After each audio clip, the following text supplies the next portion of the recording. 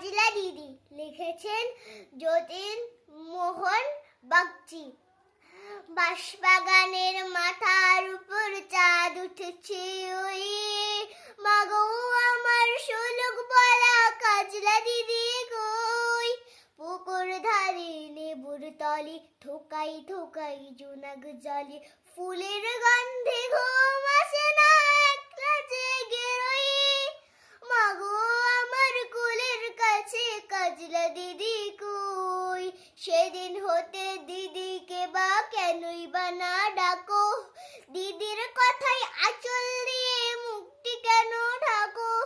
খাবার খেতে আসি যখন দিদি বলে ডাকি তখন, ও ঘর থেকে কেন মায়ার দিদি আসে না গো।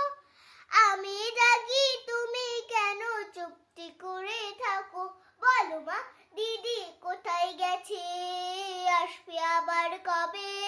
কাল যে আমার নতুন ঘরে পুতুল বিয়ে হবে, দিদির মতন ফাঁকি দিয়ে আমিও যদি লুকুয়ে গিয়ে, তুমি তখন একলা ঘরে কেমন করে রবে। আমিও নাই দিদিও নাই, কেমন মজা হবে। ওই চাপাতে ভরে গেছে শিউলি গাছের তল, মারাসনি মা পুকুর থেকে আনবে যখন জল।